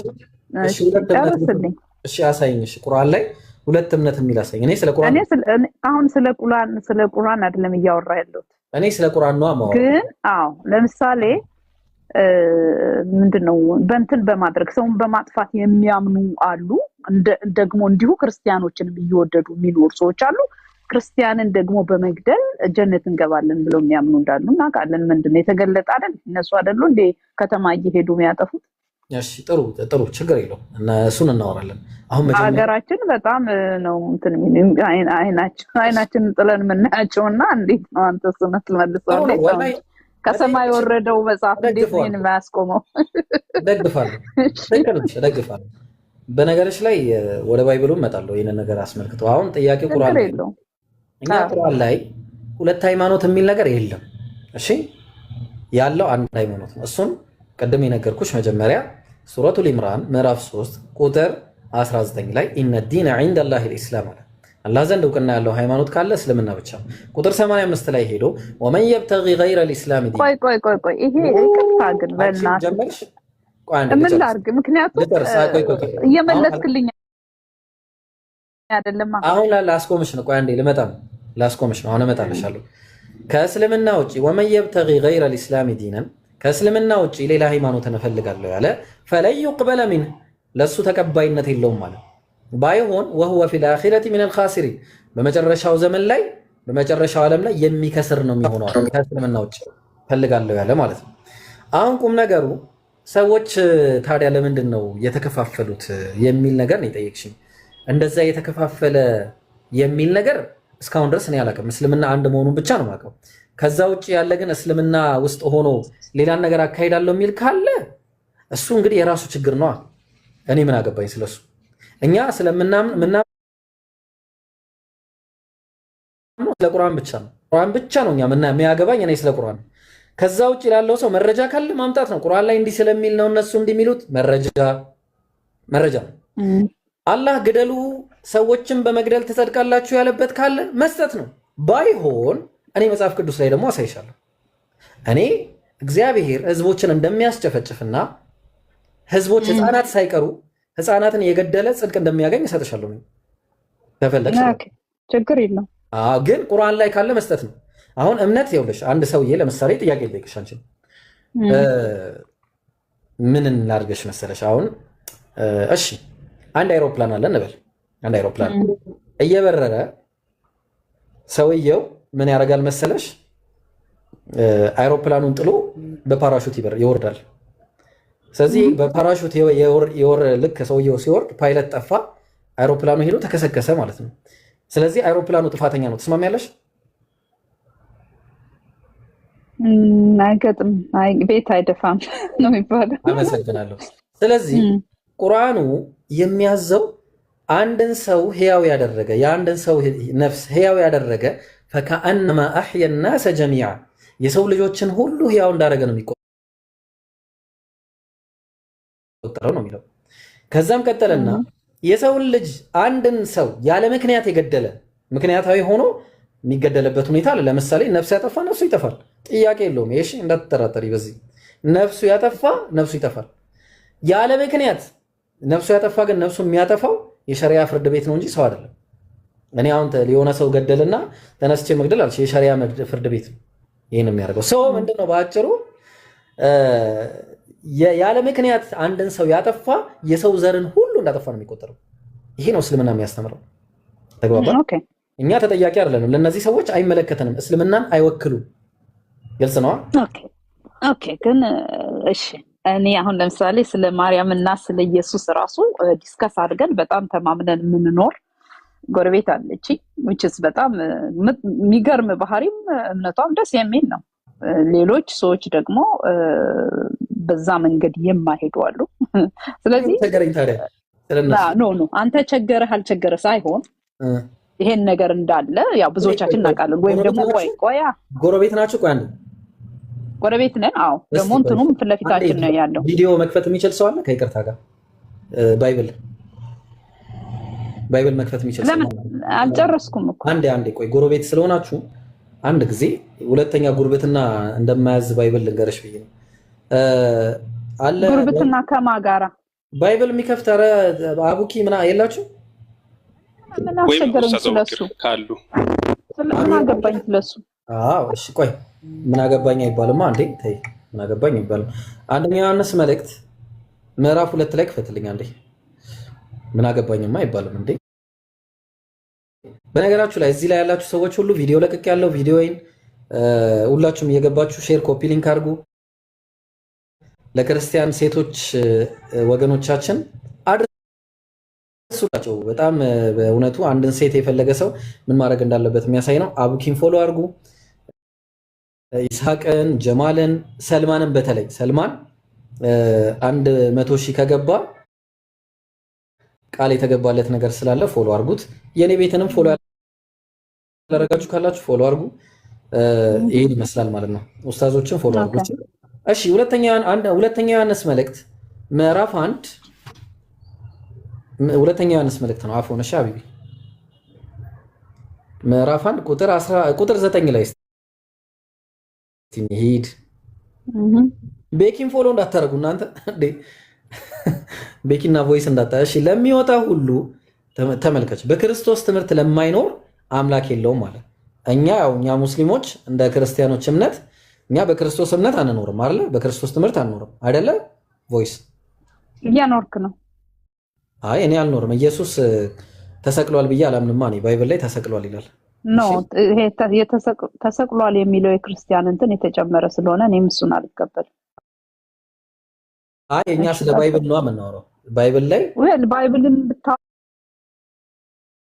ያው እውነቱን ነው ምን የምወስደው እውነቱን ነው የምወስደው። ስለዚህ ካደሽ ቆይሽ አይ አንዴ እንዴ እውነቱን። ስለዚህ አንቺ እኮ በቃ በአንቺ ሲጀምር ምንም እምነት ውስጥ የሌለሽ ሰው ነሽ። ልንገርሽ ኖ እኔ በዛ መልክ ሳይሆን የሚሄደው የተማርኩት ትምህርት አለኝ ስለ ባይብሉ። እሺ ባንዴ ልጨርስ። እኛ እንግዲህ በክርስቶስ ትምህርት አንኖርም። በክርስቶስ ትምህርት ለሚኖር አብና ወልድ። እሺ ማንም ወደ አንተ ቢመጣ አለ ቀጥይ። ከዛ ይህንንም ትምህርት ባያመጣ የቱን ትምህርት? ኢየሱስ መሰቀሉን፣ መነሳቱን፣ መሞቱን የማይናገር ሰው ማለት ነው። ባያመጣ በቤታችሁ አትቀበሉት፣ ሰላምም አትበሉት አይልም። ግን በኢየሱስ ይሄን ትምህርት ባያመጣ አይልም። እስቲ ከፍ አድርገው ወደ ላይ። የኢየሱስ ትምህርት ምንድን ነው? በጳውሎስ አስተምሮ መሰረት ጳውሎስ ኢየሱስ ካልተነሳ እኮ የለም እኮ ብሏል። በቃ እምነታችሁ ከንቱ ነው ብሏል እኮ። አሁን ይኸውልህ ከመሀል ከ10 ነው የጀመርነው። ከላይ ያለውን ስላላየሁት እሱ ላይ መናገር ስለማልችል ነው። በክርስቶስ ትምህርት ለማይኖር ሰው ማንም ሰው ሄዶ ባይብል ላይ ማለት ነው አንደኛ ሳሙኤል ምዕራፍ 15 ቁጥር 3 እኔ ውስጥ እግዚአብሔር ስላዘዘ ምን ይላል እንግዲህ የሰራዊት ጌታ ከቁጥር 2 እንጀምር። የሰራዊት ጌታ እግዚአብሔር እንዲህ ይላል። ማን ነው ባዩ? እግዚአብሔር። እስራኤል ከግብፅ ባወጣ ጊዜ አማሌቅ በመንገድ እየተቃወመ ያደረገበትን እበቀላለሁ አለ። ሲጀመር እግዚአብሔር የሚበቀለው አማሌቃውያን አባቶች ባደረጉት ልጆች ላይ ነው የሚበቀለው አሁን ማለት ነው። ቀጠለ። አሁንም ሄዳ አማሌቅን ምታ፣ ያላቸውንም ሁሉ ፈጽመህ አጥፋ፣ አትማራቸው፣ ወንዱን፣ ሴቱን፣ ብላቴናውን፣ ሕፃኑን፣ አየሽው፣ ሕፃኑን፣ በሬውን፣ በጉን፣ ግመሉን፣ አህያውን ምን አድርግ? ተዋቸው አይደለም ግደላቸው እንዳለ ማለት ነው። ሕፃናት ምናምን እንዳለ። ለዚህ ነው አሁን እስራኤል እንትና ላይ ጋዛ ላይ እንደዛ የምታዘንበው ይሄን ጥቅስ ይዛ ነው። አየሽ፣ ሕፃናት ምናምን መማር የለም እንዳለ የምታዘንበው ይሄን በቃ እኛ መጽሐፉንና ፖለቲካ ትስራይ ብሎ ፖለቲካ ቆይ አንተ ዝም በል እኔ አስረዳዋለሁ ይጨርስበት። ቆይ ወንድማችን አይሁዳውያን እኮ ኢየሱስን እኮ አይቀበሉም። አንተ ለነሱ ወደ ተናገራለህ እንዴ?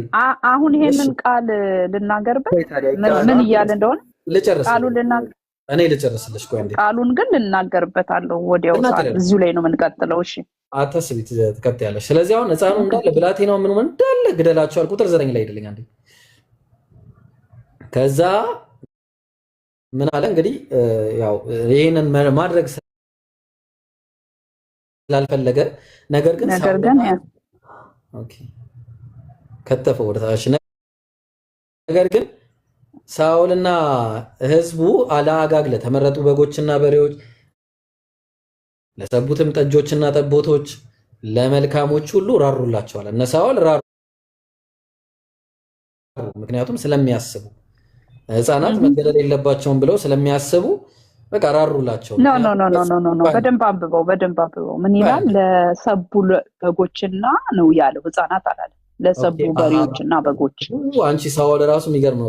ከጠቦቶችና ከሕፃናት ጠቦቶችን አስቀደመ። እሺ ይሄም ሌላ ችግር አመጣሽ ማለት ነው። አሁን እንግዲህ እኔ የምናገረው በደንብ አንብበው። ከዛ ምን አለ? ለመልካሞች ሁሉ ራሩላቸው፣ ፈጽመው ሊያጠፏቸው አልፈለጉም። አሁን እግዚአብሔር ግን አልተመቸውም ያካሄዱ ማለት ነው። ከዛ ምን አለ? ነገር ግን ምናምን ተሆነ የተናቀውን ሁሉ ፈጽመው አጠፉ። ሕፃናት እንዳለ የተናቁ ስለሆኑ አጠፋቸው ማለት ነው። ምክንያቱም ስላጠፏቸው። ቀጠለና የእግዚአብሔርም ቃል አለ ሳኦልን ከመከተል ተመልሷልና ትእዛዜንም አልፈጸመምና ሕፃናትን ለምን አልገደልክም ብሎ ስላነገሰ አንተ ልጅ በደንብ አንብብ። ሕፃናትን ግደል አላለው። ሳኦልን ስላነገስኩት ነው እኮ የሚለው። ያ ሳኦልን ስላነገስኩት ተጸጸትኩ ነው እንጂ ሕፃናትን ስለገደለ ተጸጸት ነው። መጀመሪያ ምን አዞት ነበረ? አዞታል። እሱን ምን አዞት ስማኝ፣ ምንድን ነው ያዘዘው? ግደል፣ ሕፃናትም ሁሉንም ግደል ነው ያለው ብሏል እኮ። እሱ እኮ ችግር የለብኝ፣ ግን እሱ ደግሞ ስላነገስኩ ሳኦልን ስላነገስኩ ተጸጽቻለሁ አለ ነው የሚለው። ምክንያቱም ግደል ያለውን አልገደለም፣ ጨርስ ሁሉንም ትእዛዜን እንኳን እኮ ከላይ ይታይሻል። ተጸጸተ ከሚለው ትእዛዜን ይላል። አየሽው? ትእዛዙ ምን ነበር? ትእዛዙ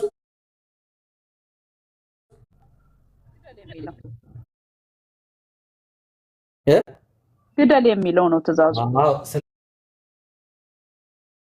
ስለዚህ ትእዛዙን ወደዛ እችን ላሳይሽን አንድ ቨርስ ነች። እኔ እኮ የማውቀውን ነገር ነው የምትደጋግምብኝ። ውስጥ ያሉ ኦልሬዲ ውስጥ ያሉ ነገሮች። እሺ አይ አንቺ ውስጥ ብቻ አይደለም። ስንት አልከኝ ብሮ? ምዕራፍ 137 ሁላችንም ውስጥ መቀመጥ አለባቸው። ቁጥር 9 ምን ይላል? ሕፃናቶችሽን ይዞ በአለት ላይ የሚፈጠፍጣቸው የተመሰገነ ነው አለ። ሕፃናቶችሽን ይዞ በአለት ላይ የሚፈጠፍጣቸው የተመሰገነ ይሁን አለ። እዚህ ድረስ እናመሰግናለን ማለት። ስለዚህ ለዛ ነው እስራኤል አሁን ድረስ እስራኤልን ላምጣና ልንገርሽ፣ ጋዛ ላይ ሄደው እስራኤልን አረዘምከው አባ። ቆይ አንዴ ስብከት አደረከው አባ። እሺ አንዴ ልስበክሽ፣ አንዴ ግድ የለሽም፣ አንዴ ሚውት አድርጊና አዳምጪ ጌታ። እና ምን መሰለሽ እስራኤል እስካሁን ድረስ ሙስሊሞችን ማለትም በቃ ምንም በቃ አህዛብ የተባለን ሁሉ የሚያጠፉት ይህንን ጥቅስ ይዘው ነው ማለት ነው። ሕፃናቶች ምንም አይራሩም ማለት ነው። ምክንያቱ ይሄ ነው። ስለዚህ አሁን ወደ ሌላ ጥያቄሽ መሄድ ትቻለሽ። ያው እንደዚህ ነው የምናስረዳው እኛ። ደብል ስታንዳርድ እያደረግን ነው በደንብ እንዲገባችሁ። ለማንኛውም አሁን ይኸውልህ ቅድም አንተ ለምሳሌ ጋዛ ላይ ለሚጣሉ ሰዎች ያለኝ አስተያየት ምንድነው? እነሱ መጽሐፉ ያለውን ፊደል አንብበው ድርቅ ብለው የሚሄዱ ናቸው። ምዕራፍና ቁጥር ትልቁ ላይ ነሽ። ምዕራፍና ቁጥር ልናገር መረጃ ታይተናል። ባነበብከው ነገር ላይ እየሄድኩ ነው ያለሁት በባይብሉ ባሳየኸኝ ማለት ነው። አይ እሱማ ባይብልና መልስ እየሰጠሁ ነው። እኛ ባይብልና እኛ ቁርአን ነው የምንመረው። ቆይ ታዲያ አሁን ይኸውልህ አንተ ተናግራለህ አይደል? እኔ በራሴ መልኩ ስናገር ለምን ብሎክ ታደርገኛለህ? መረጃ እኮ ያነበብከው ቃል ነው። አሁን ያነበብከው ቃል ነው መልስ እየሰጠሁ። ይሄ ሙስሊም መጽሐፍ እኮ አይደለም። ይሄ ተራ ሰዎች የጻፉት እኮ ድርሰት እኮ ነው፣ ታሪክ እኮ ነው። ኖ አሁን ባይብሉ ላይ አሁን አውጥተህ ያነበብካቸው የሳኦል ታሪክ ላይ መልስ እየሰጠው ነው። እሺ የእናንተን ባይብል ልቶ የኛ ባይብል የለንም፣ ይቅርታ፣ እኛ ቁርአን ነው ያለን። ኦኬ ባይብሉ ለማንም ሰው ነው፣ ለተቀበለው ሁሉ ነው፣ እሱ ችግር የለውም። አሁን ይኸውልህ ያ ሐሳብ እያወራ ያለው ለአንድ ግለሰብ ነው። ሳኦል ለተባለ ለራሱ ለአንድ ግለሰብ ቆይሽ ልንገርህ እኮ አዛዥ ልንገር እኛ ከአንድ ሰው ከሁለት ሰው አይደለም ጥያቄያችን፣ አዛዡ ጋር ነው። ኦኬ አዛዡ ጋር ነው። ይኸውልህ አሁን እኮ አሁን ለአንተ ለግልህ ለራስህ ራሱ በራስህ ሰውነት ውስጥ በጣም የበዛና የተጠቀጠቀ ሐሳብ አለ። ሊሞት የሚገባው የማይጠቅም ሐሳብ። ኦኬ ይህ አምላክ እግዚአብሔር ነው መጽሐፉ እያወራ ያለው እንስሳነት የሚያደርግህን ባህሪ ግደል የራስህን በፊት የቆየም ባህሪ ካለክ አሁን እየተነሳ የሚያስቸግርህን ባህሪ ጋለ እነሱን ህፃናትም ቢሆን የቆዩም ቢሆን ሐሳብ መጥፎ የሆነውን ግደል ነው እንጂ ውጭ ወጥተ ሌሎችን ሰዎች ግደል የሚል አይደለም የመጽሐፉ ትርጉም። ኧረ እባክሽ ትክክል። ሄድና አንብበው እንደገና። ምክንያቱም አንድ አምላክ ሁሉን የፈጠረ አምላክ ገብቷል። አንተን ወዶ እኔን የሚጠላ አንተ እንዳልከው አላህ በእኛ ሃይማኖትና በእኛ መጽሐፍ ብቻ ነው ሰው ሁሉ የሚድነው። አላህ እሱን አይልም፣ ሁላችንንም ነው የሚወደው ይላል መጽሐፋችን ይላል። መጽሐፉ ነው ያለው። ስለ መጽሐፉ ደግሞ አላህ ስለመናገሩ ምንም ኤቪደንስ የላችሁ። ለምን እንደሆነ ታውቃለህ? አልነበርክም አንተ አላህ ሲጽፍዛ አልነበርክም። መረጃ ሊሆን አይችልም። መጽሐፉ በመጽሐፉ ምስክር ሊሆን አይችልም። አንዴ ተረጋጊ። አንድ ጊዜ ዘዳግም 13 ላይ ክፈትልኝ ሀቢቢ። ዘዳግም አሁን እኮ ዘዳግም ቢወጣም ባይወጣም ግዴለሽም። ቆይ አሁን እስከምንረዳት አስረዳሻለሁ። ዘዳግም 13:6 ላይ ክፈትልኝ አንዴ። ዘዳግም 13:6 አለ። ምን ይጠቅመናል ጥቅሱ ቢመጣ ማለት ነው? አልገባኝም። እንዴት እንደሚጠቅመን እኔ ያሳይሻለሁ። እኔ ነኝ የመጽሐፉን ትርጉም መጽሐፍ ቅዱስ ዝም ብሎ አይደለም የሚተረጎመው፣ ዝም ብሎ አይተረጎምም። አንዴ ከይቅርታ ጋር እሱን እናያለን። የእናትህ ልጅ ወንድምህ አለ ወይ ትንሽ እንትን ታደርግልኛለህ? ዙማት የእናትህ ልጅ ወንድምህ ወይም ወንድ ልጅ ወይም ሴት ልጅ፣ ልብ አድርጉ፣ እናት ልጅ፣ ወንድ ልጅ፣ ሴት ልጅ ወይም በብብትህ ያለች ሚስትህ ወይም እንደ ነፍስህ ያለ ወዳጅህ በስውር አለ። እንዴ ሃይማኖትን ቀይር እኮ አይደለም። ና ሄደን አለ ከምድር ዳር ጀምሮ እስከ ምድር ዳር ድረስ ወደ አንተ የቀረቡት ከአንተም የራቁት አንተን ከበው ያሉ አህዛብ ከሚያመልኳቸው አማልክት አንተም አባቶቻቸውን የማታውቋቸውን ሌሎች አማልክት እናምልክ ብሎ ቢያስትህ ነው እኮ በንግግር እናምልክ ብሎ ቢያስትህ እሺ አትበለው። ቀጥል። አትስማው፣ ዓይንህ አይራራለት፣ አትማረው፣ አትሸሽገው። ነገር ግን ፈጽመህ ያዘው አይደለም፣ ፈጽመህ ማረው አይደለም የሚለው አይደለም። ኧረ እቀፈው ነው የሚለው። ፈጽመህ እቀፈው፣ እንደዛ ነው የሚለው። ግደለው፣ እርሱንም ለመግደል በፊት የአንተ እጅ ከዚያም በኋላ የህዝቡ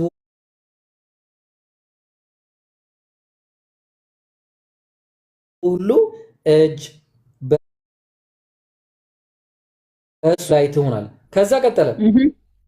በቃ በአጭሩ ይሄ ነው። በቃ ለምን እንቀጥላለን? ስለዚህ አሁን አንተ ፊደል በፊደል ነው የወሰድከው። አየህ፣ ለዛ ነው ፊደል በፊደል ነው እየወሰድከው አንተ። ፊደል በፊደል ወስደ ከሆነ ማለት ነው እሱ ጋር ስህተት ነው፣ ተሳስተሃል። ብዙ ሐሳብ በሰው ልጅ ልብ ይመላለሳል። ስለዚህ ግደል የሚልህ የማይጠቅመው የማይረባውን አስተሳሰብ ከህሊና ከውስጥ ነው እንጂ ስለ ሰው አይደለም፣ ስለ ግለሰብ አይደለም። ስለ ግለሰብ አይደለም። ቮይስዬ መጽሐፍ ቅዱስን አንብቤያለሁ ብለሽ ሁለተኛ እንዳታወሪ። ይሄንን ቤኪ ራሱ ይቃወምሻል። አይቃወመኝም። ለምን እንደማይቃወም ታውቃለህ? ኦሪጂናል የሆነው የሂብሩ መጽሐፍ የሚለው እንደዛ ነው፣ ትርጉሙ እንደዛ ነው። እሺ ክፈች አቡኪ አለ ነገርኩ። የለውም እቤት የለውም። ቀጠሮ ስጠኝ እቤት ሲሆን እና እንቀጥላለን። እቤት አይደለም ያለው። በቃ ቀጥል አቡኪ። አይ እኔ ወላሂ ደከመኝ። አንዴ ቀጥል። እሺ አንተ ትቀጥላለህ። ለምን ይደክማል? ድካም እንዴት አላህ ውስጥ ይያለ አንተ ቀድሜ ነው ላይቭ ከፍቼ ነበረው። ቆይ አንዴ ቮይስን ብቻ አንዴ የሆነ ፖይንት ላንሳና ትቀጥላላችሁ። ቮይስ እንዴት ነሽ? ቶንሽ እየተቀየረ ነው። በመጀመሪያ ሰላም ነኝ። ሰላም ነኝ። ቀጥል። እሺ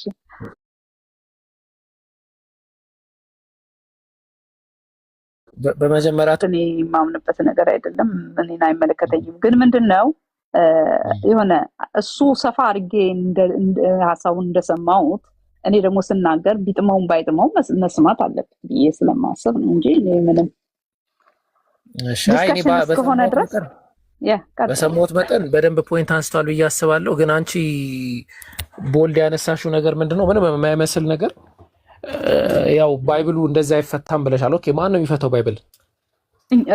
ባይብሉን የሚፈታው ሰው ያነበበ። ምክንያቱም መጽሐፉ ላይ ሄደ ራሱ አሁን ማርቆስ 4 ላይ ስትመለከት ምሳሌያዊ ማናገርሽ አሁን ለምንድን ነው ኢብሮ አይሻው ፖይንቱን ትቼና ሌላ ፖይንት ላይ ትሄጃለሽ።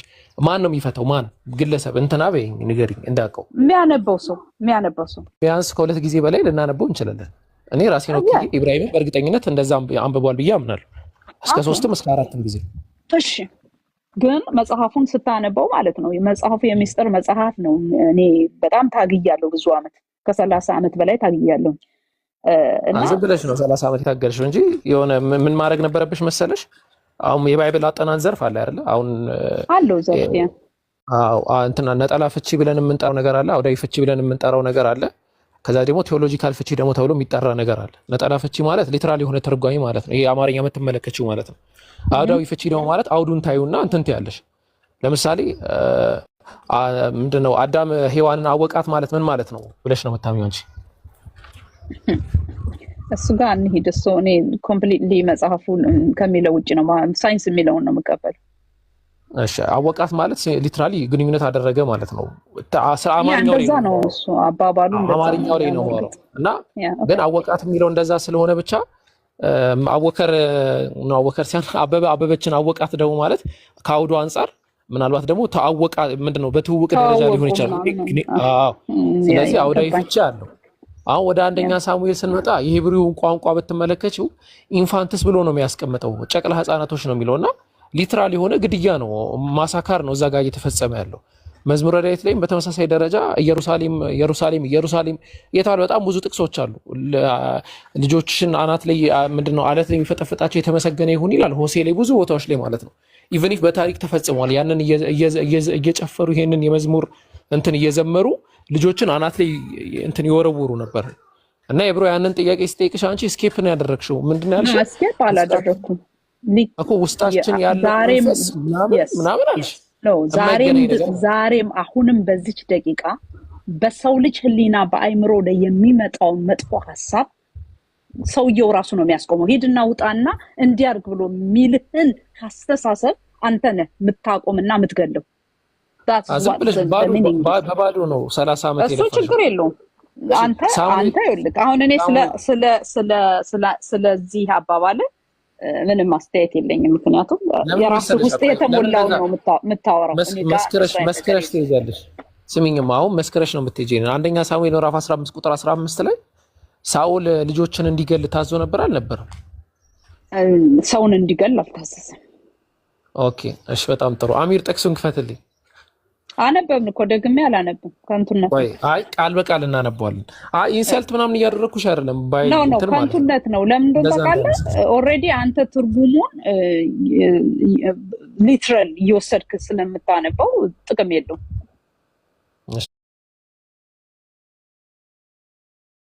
ችግር የለውም። አንደኛ ሳሙኤል ምዕራፍ 15ን ክፈትልኝ።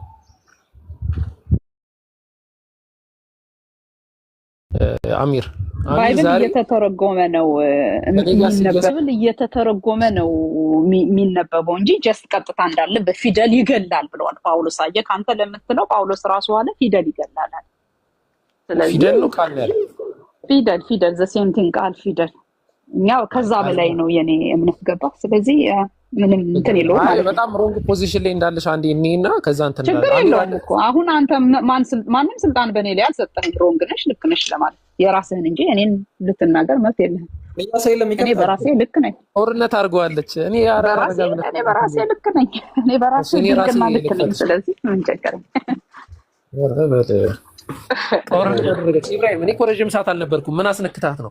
ወዲያው ፍቅር ምንም ፍቅር ነው የበዛ ፍቅር። ደስ ብሎኛል። እንደውም እንዲህ ጥርት ያለ ውይይት እሺ ማንም ሰው ደፍሮ እንደዚህ አያወራም። ስለዚህ ስላወራው ከእናንተ ጋር ደስ ብሎኛል። ተመልሼ ልገባ ነው። ለነገሩ ረፍት እንትን ብሎኛል። እመጣለሁኝ። እንዴ ምን ሆነሽ? አይ ስራ ልገባ ነኝ አሁን። ጨረስ ረፍቴን ጨረስ። ታንክ ዩ ከኔ ጋር ማውራትማ በቃ ደብሬሻለሁ ማለት ነው። ኢብራሂም ጋር ብቻ አውርተሽ ከሄድሽ እኔ ከፈንዴ ሄደች። እኔ እኮ አሽሙን ያስቀራታለሁ ብዬ ነበር። በቃ እንትን በሉ ቀጥል አቡኪ ቀጥል። ኢብራሂም እኔ ከአንተ ቀድሜ ነው ቤት የከፈትኩት። ባይዘው እሺ ቆይቻለሁ በጣም። እንደዛ ከሆነ ይሳቅ ቀጥላለሽ ኢንሻአላህ። ሰላም አለይኩም አለ ሰላም ወራህመቱላህ። ሰላም አለይኩም ብያለሁ። እንኳን ደህና መጣ። ገና ከመምጣት ቪዲዮ ለቀ አርፈን ነበር እያሉ ነው ክርስቲያኖች። መጣ ደግሞ እያሉ ተነሳበት እያሉ። ለማንኛውም እንኳን ደህና መጣ። በጣም ደስ ይላል። አጠገብ ቤኪ አለ ከነበረ ደግሞ